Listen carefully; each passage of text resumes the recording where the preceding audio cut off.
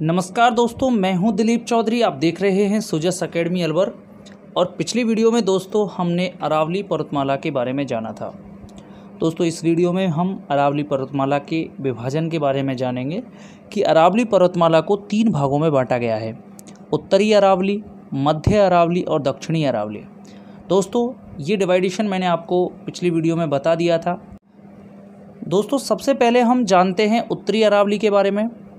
तो दोस्तों जो उत्तरी अरावली है यह जयपुर,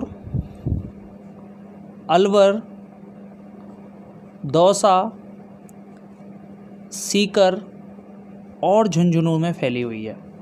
ठीक है दोस्तों, ये 5 ज़िले ऐसे हैं जहां उत्तरी अरावली फैली हुई है। दोस्तों ये जो उत्तरी अरावली है इसे हम 2 क्रमों में बांटते हैं: देहली क्रम और अजबगढ़ क्रम। अलवर के थानागाजी तक का जो क्षेत्र है उसे हम देहली क्रम में जानते हैं, और इसके बाद जो इसके नीचे वाला जो क्षेत्र आता है उसे हम अजबगढ़ क्रम के नाम से जानते हैं।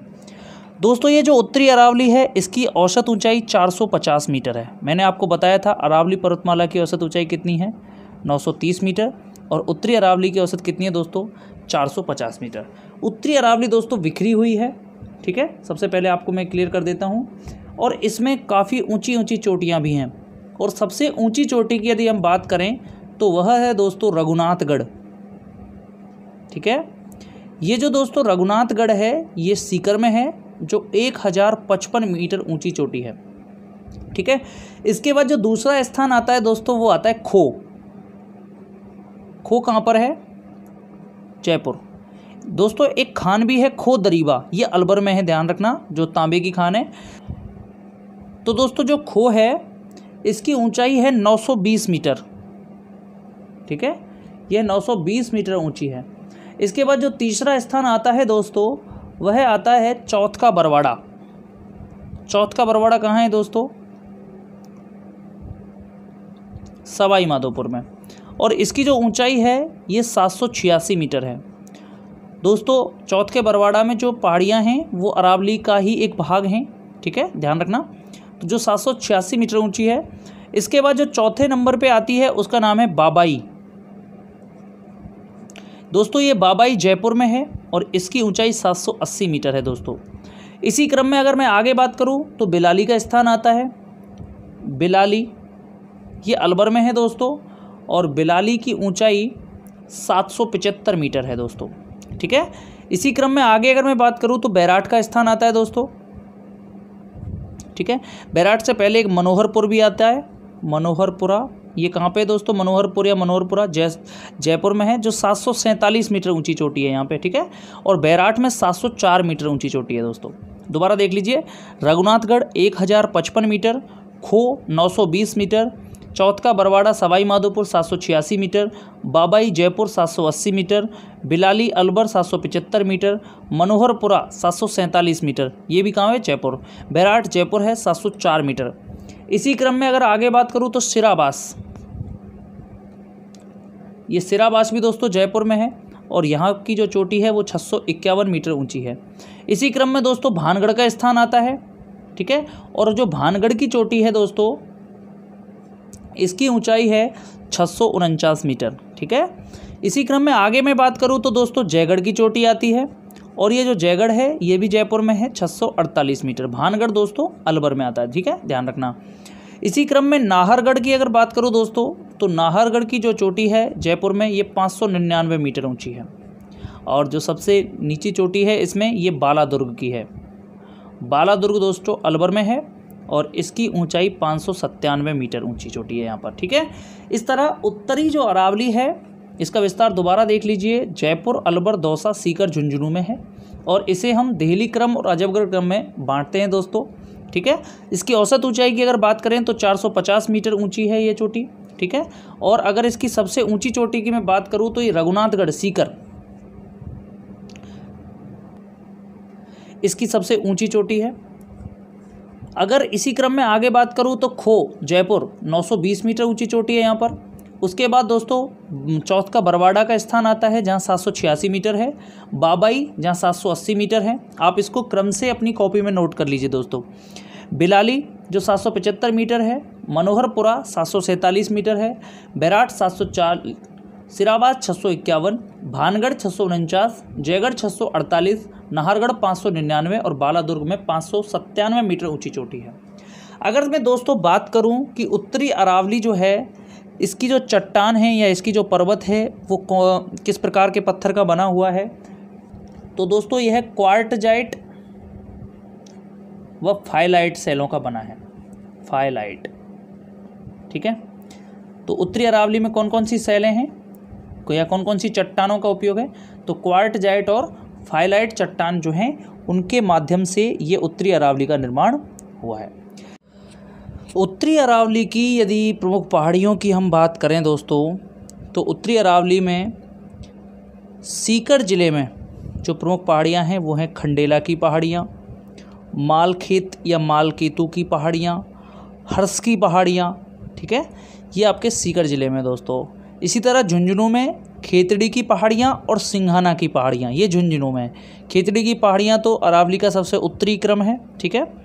इसी तरह अलवर में दोस्तों बिलाली, बहराज, दोस्तों पिछले उसमें हमने इसकी ऊंचाई नहीं बताई थी, 792 मीटर ऊंची है बहराज की पहाड़ी, ठीक है। ये कहाँ पे है दोस्तों, अलवर में। इसी तरह राजगढ़ की पहाड़ी भी अलवर में है, उदयनाथ की पहाड़ी भी अलवर में है, जहाँ से कौन सी नदी निकलती है दोस्तों, रूपारेल। इसी तरह जयपुर में भी सेवर की पहाड़ियाँ, ठीक है, जहाँ से कौन सी नदी निकलती है, साहबी नदी। बैराट की पहाड़ियाँ, बांसखो की पहाड़ियाँ, बाबाई की पहाड़ियाँ, खो की पहाड़ियाँ और नाहरगढ़ की पहाड़ियाँ, ये सारी दोस्तों कहाँ पे हैं, जयपुर में। चलिए अब अगले क्रम में हम जानते हैं मध्य अरावली के बारे में। दोस्तों यदि मध्य अरावली की हम बात करें तो यह मध्य अरावली जो है सबसे ज़्यादा कटी फटी है, यानी कि इसके बीच में सबसे ज़्यादा अंतराल हैं, ये मैंने आपको पहले भी बता दिया था। और ये मध्य अरावली दोस्तों अजमेर से देवगढ़ यानी कि राजसमंद तक फैली है, ठीक है। देवगढ़ कहाँ पे, राजसमंद, यहाँ तक फैली है, ठीक है। मेरवाड़ा की जो पहाड़ियाँ हैं वो इसकी अंतिम छोर है, ठीक है। अंतिम छोर पे कौन सी पहाड़ियाँ हैं, मेरवाड़ा की पहाड़ियाँ हैं। और मेरवाड़ा की पहाड़ियों में भी अंतिम छोर जो है वो कोकरा की पहाड़ियाँ हैं, ठीक है। ये जो कोकरा की पहाड़ियाँ हैं दोस्तों, ये मेवाड़ की पहाड़ियों से लगती हैं, ठीक है। मेवाड़ की पहाड़ियों से टच करती हैं कोकरा की पहाड़ियाँ, जो अजमेर ज़िले में ही हैं। अजमेर ज़िले में सीमावर्ती इलाका है ये, ठीक है दोस्तों। तो मध्य अरावली जो है अजमेर से देवगढ़ राजसमंद तक फैले है, जिसके अंतिम छोर मेरवाड़ा की पहाड़ियाँ हैं। और मेरवाड़ा की पहाड़ियों में कोकरा की पहाड़ियाँ अंतिम छोर है, ठीक है, जो मेवाड़ की पहाड़ियों से अलग हैं, ठीक है, या मेवाड़ की पहाड़ियों से मिलती हैं, ठीक है, अजमेर में। इसी तरह हम दोस्तों बात करें मध्य अरावली में, तो मध्य अरावली जो है ये आपके 700 मीटर औसतन ऊंची है। अगर इसकी औसत ऊंचाई की बात करें तो इसकी औसत ऊंचाई दोस्तों कितने मीटर हो जाती है, 700 मीटर। और ये जो अरावली है दोस्तों, इसकी जो सबसे ऊंची चोटी है, सर्वाधिक ऊंची चोटी, वो दोस्तों है गोरमजी, जिसे हम टौड़गढ़ भी कहते हैं, और इसे हम मारायजी भी कहते हैं दोस्तों। और इसकी ऊंचाई कितनी है दोस्तों, तो इसकी ऊंचाई है 934 मीटर। उसके बाद जो दूसरा स्थान आता है दोस्तों, ये तारागढ़ का आता है, तारागढ़, ठीक है, जिस पर कि तारागढ़ का किला बना हुआ है, अजमेर का किला बना हुआ है। 873 मीटर ऊंचाई है दोस्तों इसकी। और इसके बाद तीसरे स्थान पर आता है नाग पहाड़ दोस्तों। और इस नाग पहाड़ की ऊंचाई दोस्तों 795 मीटर है, ठीक है। कितने मीटर दोस्तों, 795 मीटर। ये जो नाग पहाड़ है दोस्तों, ये अजमेर के चारों तरफ फैला हुआ है और इन पहाड़ियों की आकृति सर्पिलाकार है, ठीक है। कैसी दोस्तों, सर्पिलाकार आकृति में ये फैला हुआ है। इसी क्रम में दोस्तों हम आगे जानते हैं दक्षिणी अरावली के बारे में। इस दक्षिणी अरावली की जो औसत ऊंचाई है दोस्तों, ये है 900 मीटर, ठीक है। और ये जो दक्षिणी अरावली है दोस्तों, ये आपके देवगढ़, राजसमंद से लेकर पाली, सिरोही, उदयपुर, डूंगरपुर और बांसवाड़ा जिलों तक फैली हुई है। इस दक्षिणी अरावली की में जो दोस्तों गुरु शिखर सबसे ऊंची चोटी है दोस्तों, जिसकी ऊंचाई 1722 मीटर है। कई पुस्तकों में इसकी ऊंचाई 1727 मिलती है दोस्तों। 5 मीटर वो इसके मंदिर के ऊपर लगे झंडे सहित इसकी ऊंचाई नापते हैं, तो उससे वो उसकी 1727 मीटर हो जाती है, यानी कि 5 मीटर उसकी ऊंचाई बढ़ जाती है। ठीक है, तो दोस्तों गुरु शिखर के बाद जो द्वितीय स्थान आता है वो दोस्तों शेर का आता है, यानी कि 1597 मीटर ऊंची है शेर। इसके बाद देलवाड़ा, ये तीनों दोस्तों सिरोही में ही हैं, जो 1442 मीटर है दोस्तों। इसी क्रम में अगला स्थान आता है जरगा की पहाड़ियों का, और जरगा की पहाड़ियाँ कहाँ हैं आपको पता ही है, उदयपुर में दोस्तों। ये उदयपुर में 1431 मीटर ऊंची पहाड़ियाँ हैं। इसी क्रम में अचलगढ़ का स्थान आगे आता है, और जो अचलगढ़ की पहाड़ियाँ हैं ये 1380 मीटर ऊंची है दोस्तों। ठीक है, अचलगढ़ के बाद दोस्तों आबू का स्थान आता है, और आबू की पहाड़ियाँ 1295 मीटर ऊंची हैं। इसी क्रम में आगे कुंभलगढ़ का स्थान आता है, कुंभलगढ़ राजसमंद, और यहाँ पर 1224 मीटर ऊंची चोटी है। इसी क्रम में ऋषिकेश जो उदयपुर में है दोस्तों, ये आप उत्तराखंड वाला ऋषिकेश ना समझें, उदयपुर में ऋषिकेश है जो 1017 मीटर ऊंची चोटी है। इसी प्रकार कमलनाथ की चोटी ये भी उदयपुर में है दोस्तों, जो 1001 मीटर ऊंची है। इसी तरह सज्जनगढ़ ये भी उदयपुर में है मित्रों, और 938 मीटर ऊंची चोटी यहाँ पर आपको देखने को मिलती है। इसी क्रम में यदि लीलागढ़ की चोटी की मैं बात करूँ तो लीलागढ़ भी कहाँ है दोस्तों, उदयपुर में, यानी कि 874 मीटर ऊंची चोटी यहाँ पर देखने को मिलती है। ठीक है, तो यहाँ पे देख लीजिए गुरु शिखर यहाँ की सबसे ऊंची चोटी जिसकी ऊंचाई 1722 मीटर है। शेर जिसकी ऊंचाई 1597 मीटर है, द्वितीय स्थान पर आती है राजस्थान में। देलवाड़ा 1442 मीटर है जो सिरोही में है। जरगा जो उदयपुर में है 1431 मीटर ऊंची चोटी है। अचलगढ़ जो सिरोही में है 1380 मीटर ऊंची चोटी है। इसी तरह आबू ये भी सिरोही में है, 1295 मीटर ऊंची चोटी है। कुंभलगढ़ दोस्तों राजसमंद में है जहां पर 1224 मीटर ऊंची चोटी है। ऋषिकेश उदयपुर में है जहां 1017 मीटर ऊंची चोटी है। कमलनाथ उदयपुर में जहां पर 1001 मीटर ऊंची चोटी है। सज्जनगढ़ उदयपुर में 938 मीटर ऊंची चोटी, और लीलागढ़ 874 मीटर ऊंची चोटी है। दोस्तों पिछली कुछ परीक्षाओं में इन चोटियों से प्रश्न किया गया, और उनमें आसान प्रश्न नहीं था। उनमें जो प्रश्न दिया गया उसको एक हाई प्रोफाइल स्टैंडर्ड से दिया गया था। जैसे कि मैं बात करूं कि जो पटवार प्री में प्रश्न आया था उसमें लीलागढ़, टौडगढ़ और तारागढ़, ठीक है, और एक इनमें से शायद कमलनाथ थी या कुछ और कोई चोटी थी। इन 4 चोटियों का क्रम पूछ लिया था कि इन चोटियों को आप क्रम से जमाइए, जो अपने आप में एक जटिल प्रश्न था जिसको ज़्यादातर जो बच्चे थे वो गलत ही करके आए थे। इसलिए मैं आपको ये सारी चोटियाँ जो हैं वो क्लियर करा रहा हूँ। तो दोस्तों हमने जो दक्षिणी अरावली के बारे में पढ़ा, तो दक्षिणी अरावली में हमने जाना कि यहाँ पर 900 मीटर औसत ऊंचाई वाली चोटियां हैं जो देवगढ़, राजसमंद से पाली, सिरोही, उदयपुर, डूंगरपुर और बांसवाड़ा तक फैली हैं।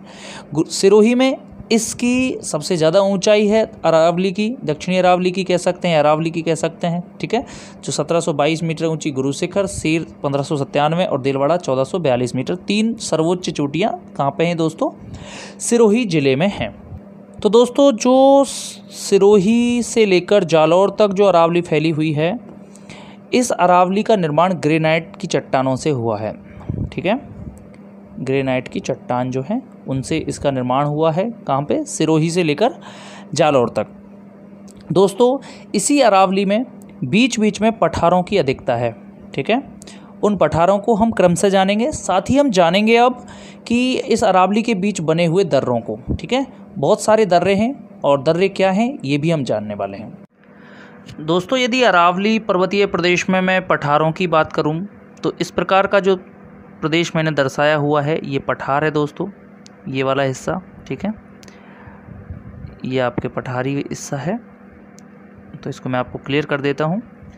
तो राजस्थान का जो सबसे ऊंचा पठार है दोस्तों वो है उड़िया का पठार। और ये उड़िया का पठार कहाँ पे आता है दोस्तों, ये सिरोही ज़िले में आता है। ठीक है, ये सिरोही ज़िला है, यहाँ पे ये उड़िया का पठार फैला हुआ है और यहीं पर आबू का पठार भी फैला हुआ है। ठीक है, उड़िया का पठार 1320 मीटर ऊंचा है, जो राजस्थान का सबसे ऊंचा पठार है। इसके बाद जो द्वितीय स्थान आता है दोस्तों, वो भोराट के पठार का आता है। और ये भोराट का पठार कहाँ है दोस्तों, ये राजसमंद जिले में आपके कुम्भलगढ़ से स्टार्ट होता है और उदयपुर जिले में गोगुंदा तक फैला हुआ है। ठीक है, राजसमंद में कुम्भलगढ़ से उदयपुर में गोगुंदा तक फैला हुआ है। कौन सा पठार दोस्तों, भोराट का पठार। ये द्वितीय स्थान पर सबसे ऊंचा है, यानी कि 1225 मीटर ऊंचा है दोस्तों ये। इसके बाद जो तृतीय स्थान आता है दोस्तों ऊंचाई में, वो आबू के पठार का आता है और यह 1200 मीटर ऊंचा है। ठीक है, 1200 मीटर। कहाँ पे है दोस्तों आबू का पठार, सिरोही में। उड़िया का पठार और आबू का पठार ये दोनों ही बैथोलिथ की श्रेणी में आते हैं। ठीक है, क्योंकि ये दोनों पठार जो हैं वो ज्वालामुखी उद्गार के फलस्वरूप बने हैं। इसी क्रम में यदि मानदेशरा के पठार की मैं बात करूं तो दोस्तों ये चित्तौड़गढ़ में फैला हुआ है। साथ ही मेषा का पठार भी चित्तौड़गढ़ में फैला हुआ है। इसी तरह ऊपरमाल का पठार दोस्तों, ये भीलवाड़ा का जो ये वाला हिस्सा है यहाँ पे स्टार्ट होता है और चित्तौड़गढ़ के इस वाले हिस्से तक भी जाता है। ठीक है, थोड़ा सा इसमें बूंदी का हिस्सा भी दोस्तों लग जाता है। क्लियर है। इसी तरह दोस्तों लासड़िया का पठार ये उदयपुर के दक्षिण में है और यह कठाफटा पठार है एक। ठीक है, और यहीं पर जयसमंद झील भी पाई जाती है। इसी तरह दोस्तों जो भूमठ क्षेत्र है ये भी एक पठारी हिस्सा है और भूमठ क्षेत्र ये कहाँ पे है, पश्चिमी उदयपुर, और ये आपके यहाँ से डूंगरपुर तक आता है दोस्तों। ठीक है, ये पश्चिमी उदयपुर, डूंगरपुर और आपके जो दक्षिण पश्चिमी जो सिरोही है यहाँ तक ये हिस्सा फैला हुआ है। इस पूरे प्रदेश को भूमठ कहते हैं, जो भीलों और गरासियों की प्रधानता वाला क्षेत्र है। मुख्यतः यहाँ पे भील ही जनजाति अधिक पाई जाती है और गरासिये भी यहाँ प्रमुखता के साथ पाए जाते हैं दोस्तों। अब हम बात करते हैं दोस्तों राजस्थान के दर्रों की। राजस्थान के दर्रों में जो सर्वाधिक दर्रे देखने को मिलते हैं दोस्तों वो दक्षिणी अरावली में देखने को मिलते हैं। ठीक है, दक्षिणी अरावली में ही सर्वाधिक दर्रे देखने को मिलते हैं दोस्तों। दर्रा क्या होता है तो मैं आपको समझा देता हूँ कि पहाड़ियाँ श्रृंखला जब चलती रहती है तो बीच में अचानक से एक रास्ता जो गैप मेंटेन होता है वो जो गैप बनता है उस गैप को क्या बोलते हैं, दर्रा बोलते हैं। ठीक है, इस तरह ये पहाड़ियाँ चलती रहती हैं और बीच में जो गैप होता है उसे क्या बोलते हैं दोस्तों, दर्रा। तो सर्वाधिक जो दर्रे देखने को मिलते हैं वो मैंने आपको बताया दक्षिणी अरावली में देखने को मिलते हैं। तो उन दर्रों को प्रमुख रूप से हम पढ़ रहे हैं। तो उदयपुर ज़िले में सबसे पहले हम दर्रे पढ़ेंगे। तो उदयपुर ज़िले में देवारी की नाल एक दर्रा है। देवारी आपको पता है उदयपुर में, यहाँ से दोस्तों NH27 गुजरता है। ठीक है, देवारी की नाल कहाँ पर है, उदयपुर में। और यहाँ से कौन सा हाईवे निकलता है, और ये राष्ट्रीय राजमार्ग है NH27। इसी प्रकार हाथी दर्रा दोस्तों, हाथी दर्रा जो है या इसे हाथी नाल या हाथी गुड़ा की नाल कहते हैं, ये दोस्तों कुंभलगढ़ के दुर्ग के पास है। ठीक है, कुंभलगढ़ दुर्ग के पास है, यानी कुंभलगढ़ दुर्ग के दक्षिण में है और यहाँ से उदयपुर से पिंडवाड़ा यानी कि सिरोही के लिए रास्ता निकलता है। ठीक है, कुछ लोग इसे राजसमंद डिस्ट्रिक्ट में भी बता देते हैं। ठीक है, जबकि ये उदयपुर ज़िले में है और उदयपुर पिंडवाड़ा जो रास्ता है वो इसी दर्रे से होकर गुजरता है। ठीक है, क्लियर है दोस्तों। इसी क्रम में केवड़ा की नाल, ये उदयपुर और जयसमंद जाने वाले, उदयपुर से कहाँ जाते हैं हम, जयसमंद झील पे। ठीक है, तो उस वाले रास्ते पर है। इसी प्रकार ढेबर दर्रा दोस्तों, तो जो ढेबर झील है ना, जयसमंद झील, वह ढेबर दर्रे को रोक कर ही बनाई गई है। पहले यहाँ पे ढेबर दर्रा था जिसे जयसिंह ने रोका और ये झील यहाँ पे बन गई। ठीक है, इसी तरह दोस्तों पाली में यदि बात करें तो पाली में प्रमुख रूप से देशूरी की नाल और सोमेश्वर की नाल ये प्रमुख दर्रे हैं। और ये दोनों दर्रे ही ऐसे दर्रे हैं जिन्हों से आवल भावल की सीमा का निर्धारण हुआ था। आपको पता होना चाहिए 1459 ईस्वी में आवल भावल की संधि हुई थी, जो राव जोधा और महाराणा कुंभा के बीच हुई थी। ठीक है, यहाँ से मेवाड़ और मारवाड़ सीमा का क्या हो गया, निर्धारण हुआ गया था दोस्तों। जो देशूरी की नाल है यहाँ से सूकड़ी नदी जो है वो वर्तमान में निकलती है। इसी क्रम में दोस्तों यदि राजसमंद जिले की बात करें तो राजसमंद जिले में दो प्रमुख दर्रे हैं, कामली घाट और गोरम घाट। ठीक है दोस्तों, कामली घाट और गोरम घाट दर्रे जो हैं ये दर्रे मारवाड़ जंक्शन यानी कि जो पाली में है, यहाँ से जो आमेट राजसमंद के लिए जो रेल मार्ग आता है उस रेल मार्ग को जोड़ता है। ठीक है, इन्हीं दर्रों के बीच से ये रेल मार्ग गुजरता है जो मारवाड़ से आमेट राजसमंद के लिए आता है। आमेट है दोस्तों, ये आमेर जयपुर है और आमेट राजसमंद है। क्लियर है। इसी तरह मैं आगे बात करूं तो जीलवा और पगल्या कीनाल, ये भी दोस्तों राजसमंद जिले में है, जीलवा पगल्या कीनाल। और ये मारवाड़ और मेवाड़ को जोड़ने वाला दर्रा है, ठीक है, ये मारवाड़ और मेवाड़ को जोड़ता है, जो कहाँ है, कुंभलगढ़ के उत्तर में, यानी कि कहाँ पे दोस्तों, राजसमंद जिले में। इसी क्रम में अजमेर में भी कुछ दर्रे हैं, जिनमें प्रमुख रूप से हैं बर, सूराघाट, शिवपुरी घाट और परवेरिया। इनमें से जो बर दर्रा है ये बड़ा प्रसिद्ध दर्रा है, जो NH-25, जो पहले NH-14 था, उस दर्रे इस NH-14 पर स्थित है, ठीक है। और ये जो है बर दर्रे से जो रास्ता गुजरता है ये अजमेर से पाली होते हुए राधनपुर तक जाता है। कहाँ तक जाता है, राधनपुर तक, कहाँ होते हुए, पाली होते हुए, क्लियर है। तो शेरशाह जब आया था मारवाड़ तो वो इसी दर्रे से आया था, ठीक है, और उसने जो गिरी सुमेल का युद्ध मालदेव के साथ लड़ा था तो इसी दर्रे से होकर वो आया था। इसी क्रम में सूराघाट और शिवपुरी घाट की यदि हम बात करें तो NH-8 यहाँ से गुजरता है दोस्तों, ठीक है, NH-8 जो आपके दिल्ली से बम्बई के लिए जाता है, ये सबसे बड़ा हाईवे में शुमार है, तो वो NH-8 जो है ये सूराघाट और शिवपुरी घाट दर्रे से होकर ही गुजरता है। इस प्रकार दोस्तों हमने आज अरावली पर्वतमाला की प्रमुख चोटियों, अरावली पर्वतमाला में पाए जाने वाले प्रमुख पठारों और प्रमुख दर्रों के बारे में जाना। अगली वीडियो में दोस्तों हम जानने वाले हैं पूर्वी मैदानी प्रदेश के बारे में। अगर आपको हमारी वीडियो अच्छी लग रही है तो हमें कमेंट के माध्यम से ज़रूर बताएं। बहुत बहुत धन्यवाद दोस्तों।